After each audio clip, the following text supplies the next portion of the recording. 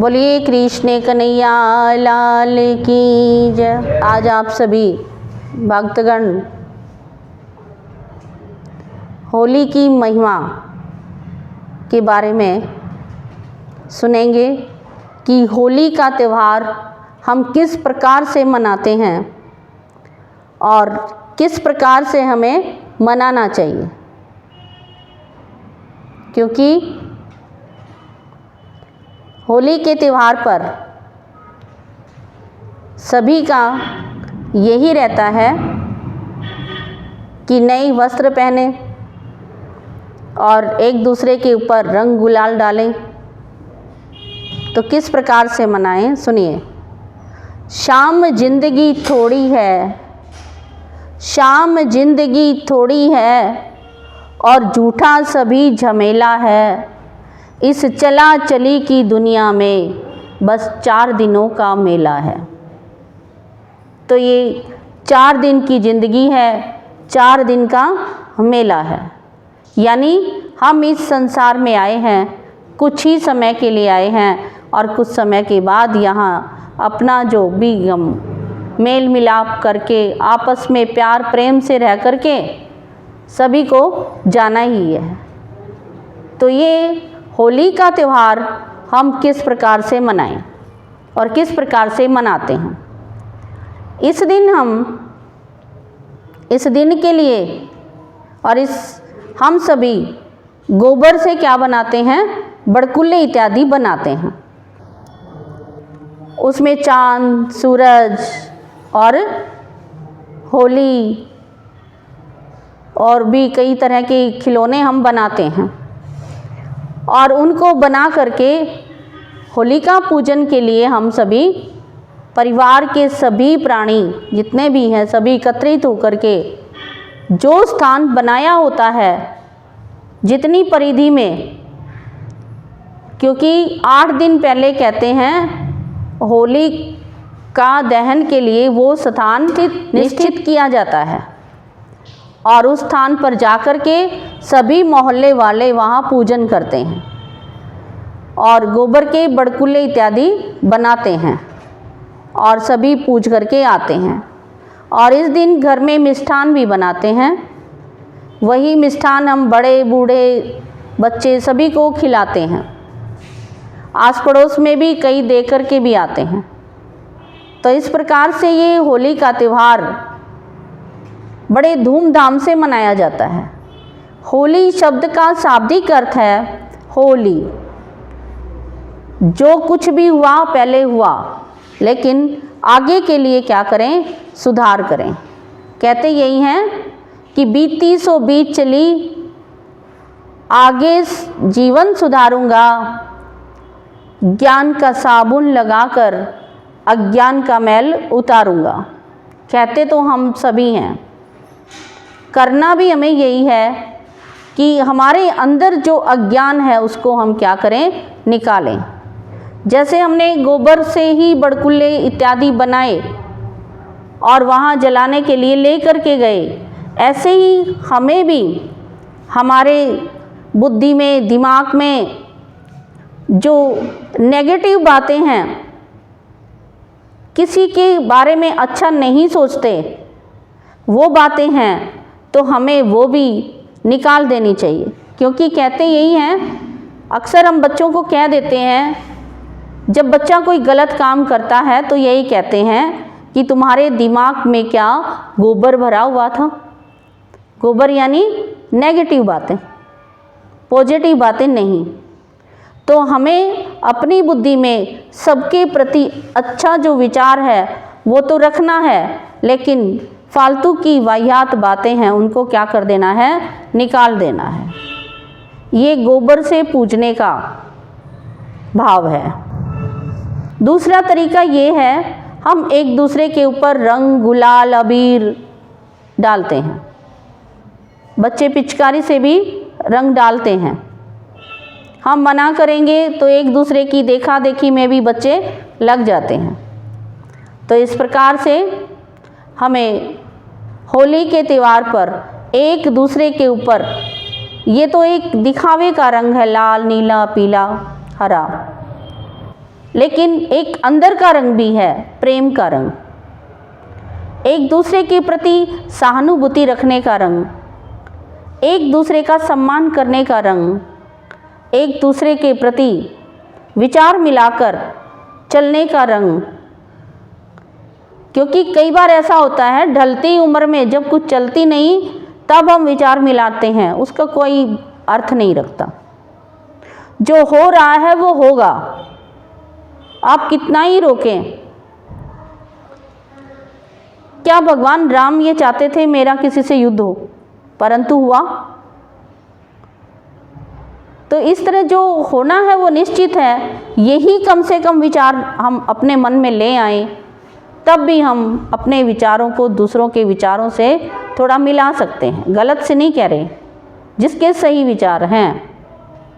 थोड़ी बहुत नेगेटिविटी सब में होती है, उसको छोड़ करके अपना जो पूर्व की तरह ही, यदि संबंध विच्छेद हुआ है, विचार नहीं मिले, तो भी मिलाने का प्रयास कीजिए। ये वास्तव में होली मनाना है। अगर आप चाहते हैं होली मनाएं तो होली इस प्रकार से मनाएं। एक पौराणिक कथा भी आती है। उस पौराणिक कथा के अनुसार हिरण्याकश्यप एक राक्षस हुआ है, हिरण्याक्ष का भाई। उसे भगवान से द्रोह हो गया था। कारण क्योंकि भगवान ने वराह अवतार लेकर के हिरण्याक्ष का वध किया था। तो हिरण्याक्ष का वध किया, भाई का वध किया, इसी कारण से उसके मन में भगवान के प्रति द्वेष भावनाएं प्रकट हो गई और उसने विचार किया कि मैं जो भी भगवान का नाम लेगा मैं उसका वध करूंगा, चाहे कोई ऋषि मुनि हो चाहे कोई भी हो।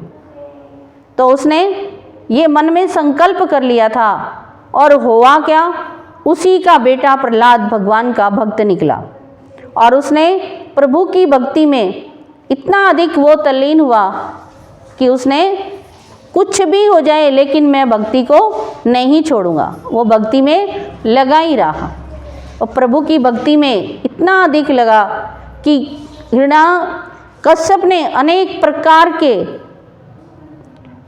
उसके ऊपर प्रहार करने का विचार ही नहीं, प्रहार करवाया भी, लेकिन उसकी मृत्यु नहीं हुई। जिसको भगवान बचाने वाला है, क्योंकि जन्म मृत्यु हमारे हाथ में नहीं है, ये चाबी प्रभु के हाथ में है। कब किसका जन्म होगा, कब किसकी मृत्यु होगी, किसी को कुछ नहीं पता। अकस्मात अच्छा काम कर रहे हैं तो मृत्यु ये नहीं देखेगी कि ये उसका यदि वही समय है तो निर्धारित है। तो ये मौत का समय, यानी कि हम किसी को मार नहीं सकते, हम किसी को बचाने वाले हम भी नहीं हैं। इतना बड़ा महाभारत का युद्ध हुआ, अर्जुन को शोक भी हुआ, तो भगवान ने यही समझाया कि अर्जुन ये तो मरे पड़े हैं। तो हिरण्याकश्यप की एक बहन थी होलिका, उसके पास एक दुपट्टा था। उसने हिरण्याकश्यप से कहा कि भाई मेरे पास ऐसा दुपट्टा है, मैं उसे ओढ़ के बैठ जाऊंगी, वो आग में भी ना तो वो दुपट्टा जलेगा ना मैं जलूंगी, और इसको मैं गोद में लेकर बैठती हूँ। तो छोटा सा बच्चा था, उसको लेकर के होलिका अग्नि में बैठ जाती है। और हुआ क्या, जो प्रभु ने रच रखा था होना तो निश्चित वही था। वही दुपट्टा उड़ करके उस बालक पर आ गिरा और होलिका जल गई और वो बच्चा बच गया। बोलिए कृष्ण कन्हैया लाल की, सांवरिया सरकार की। देखिए होली का प्रभाव, होलिका जल गई और प्रभु ने उस बच्चे को बचाना था, बचा दिया। ये देख करके हिरण्याकश्यप हैरान तो हुआ, लेकिन कहते हैं इस कथा के अनुसार ये होलिका दहन जो होता है वो एक बुराई को जलाने के लिए और बुराई पर अच्छाई की विजय के लिए ये हम सभी भारतवासी होली का दहन इसीलिए करते हैं कि जो बुराई है हम उसको क्या कर दें, जला दें और अच्छाई को धारण कर लें। और रंग भी यदि किसी पर डालना है तो प्रेम का रंग डालें, एक दूसरे से मिल करके रहें। कई इस दिन बेहद शराब पीते हैं, हुड़दंग मचाते हैं, तो वास्तव में ये होली सच्ची होली नहीं है। कई एक दूसरे के ऊपर कीचड़ फेंकते हैं, नहीं, एक दूसरे की बुराई करना, एक दूसरे पर कीचड़ फेंकना, भगवान ने हमें ये नहीं बताया कि इस तरीके से होली मनाएं। हमारे गाँवों के अंदर पहले भी ऐसे ही होली मनाई जाती थी, अब भी मनाई जाती है कि भाई रंग डालते हैं अपने नाते के अनुसार, जो उनकी परिवार की स्त्रियां होती हैं, और वो एक रस्सा बना लेती हैं, वो उसको मारती हैं। वो रस्सा क्या, वो कपड़े से बनाते हैं, ऐसे ही कोई मोटा रस्सा नहीं होता ज़्यादा, लेकिन वो गीला हो जाता है ना तो वो लगता ज़्यादा है। तो इस तरह भी खेलते हैं। और पहले हमारी बहनों के पास समय होता था तो दिन में तो काम करते थे। ये दिन कैसे होते हैं, फागुन मास के इन दिनों में खेतों में भी काम होता है, कटाई भी होती है, तो खेतों में भी काम करती। शाम के समय उन्हें समय मिलता और उस समय पर वो जा कर के थोड़ा सा घरों में जाकर इधर उधर छुप जाती, एक ढूंढती, इस प्रकार से होली का त्यौहार मनाना प्रारंभ कर देती थी। तो खेलना कोई बचपन में ही नहीं है, खेलना हमें वृद्धावस्था में भी है, युवावस्था में भी है। हम खेलते रहें, खेल को न छोड़ें, क्योंकि ये जीवन ही एक खेल है। खेल खेल करते करते हम यहाँ से चले ही जाएंगे। तो ये सारा खेल है, सुबह उठते हैं शाम तक कुछ ना कुछ करते हैं। यदि खेल खेल में करते रहें तो काम भारी नहीं लगता, और यदि हम ये सोचें कि मुझे तो इतना काम करना है, फिर सारा काम क्या हो जाएगा, भारी हो जाएगा।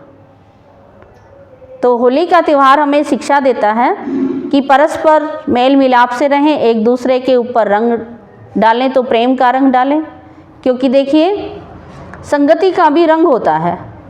हम अपने बच्चों को क्या कहते हैं कि बुरी संगति से बचो, तो संग का रंग बहुत प्रभावशाली है। यदि अध्यात्म का रंग चढ़ जाए तो कहना ही क्या है। तो ये ज्ञान का भी एक रंग है, ज्ञान भी अपना प्रभाव दिखाता है और अज्ञान भी अपना प्रभाव दिखाता है। पहले जब होली दिवाली का त्यौहार आता था तो घरों में नए वस्त्र सिलवाते थे एक ही रंग के, ताकि पता भी चल जाए कि ये फलाने के बच्चे हैं। लेकिन अब ऐसा नहीं है।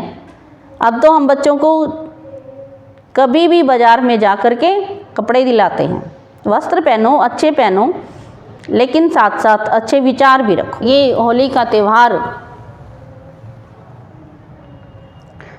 बड़े ही धूमधाम से मनाएं, खुशी से मनाएं, प्रभु की याद में मनाएं। इस प्रकार से ये त्यौहार आप सभी मनाएं, प्रेम से रहें। ये होली हमें शिक्षा देती है। बोलिए कृष्ण कन्हैया लाल की, सांवरिया सरकार की, बांके बिहारी लाल की, होलिका माता की जय हो। Please subscribe, like, and share.